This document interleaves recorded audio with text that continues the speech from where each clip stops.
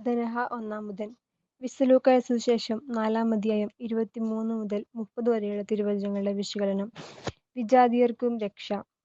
സീദോനിലെ സറപ്തായിലെ വിധവയുടെ അരികിലേക്ക് ഏലിയാ പ്രവാചകൻ അയക്കപ്പെട്ടതും. രാജാക്കന്മാർ 1:17-8. സിറിയക്കാരനും വിജാതീയനുമായ നാമാൻ എന്ന കുഷ്ഠരോഗിക്ക് എലീശാ പ്രവാചകനിലൂടെ സൗഖ്യം നൽകപ്പെട്ടതുമായ 2 രാജാക്കന്മാർ 5:9. ഉദാഹരണങ്ങൾ വിജാതീയരും ദൈവിക രക്ഷയുടെ പരിധിയിൽ ഉൾപ്പെടുന്നുവെന്നതിന്റെ തെളിവാണെന്ന് യേശു വ്യക്തമാക്കുന്ന സുവിശേഷഭാഗമാണ് ഇന്നത്തെ ചിന്താവിഷയം. പ്രവാചകന്മാരെ തള്ളിപ്പറഞ്ഞ ചരിത്രമാണ് ഇസ്രായേലിനുള്ളത്. ഇന്ന് പ്രവചനങ്ങളുടെ പൂർത്തീകരണമായ യേശുവിനെയും സ്വന്തം നാട്ടുകാർ തന്നെ തള്ളിപ്പറയുന്നു. യേശുവിന്റെ കാര്യത്തിലും ചരിത്രം മാറുകയില്ല എന്നതിന്റെ സൂചനയാണിത്.